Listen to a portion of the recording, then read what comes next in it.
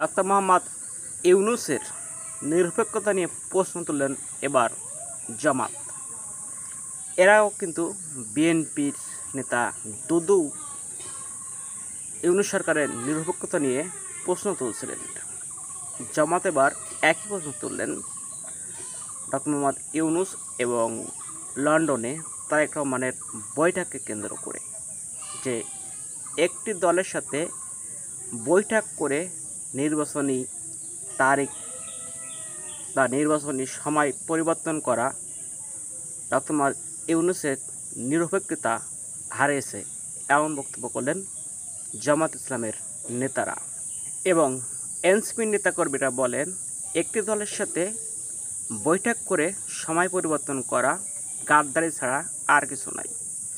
শুধু তাই নয়, ডক্টর মোহাম্মদ ইউনূস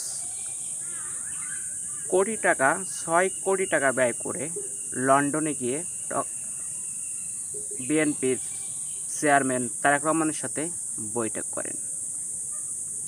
এটা নিয়ে নেট জুড়ে আলোচনার ঝড়। ডক্টর মোহাম্মদ ইউনূস যদি বৈঠক করতে চাইতো তারেক রহমানের সাথে ভিডিও কলে অথবা বিএনপির চেয়ারপারসন বেগম খালেদা জিয়ার সাথেও বৈঠক করে এর সিদ্ধান্ত নিতে পারত, কিন্তু তিনি বাংলাদেশ থেকে লন্ডনে গিয়ে বাংলাদেশের টাকা ব্যয় করে যে লন্ডনে গিয়ে বৈঠক করে।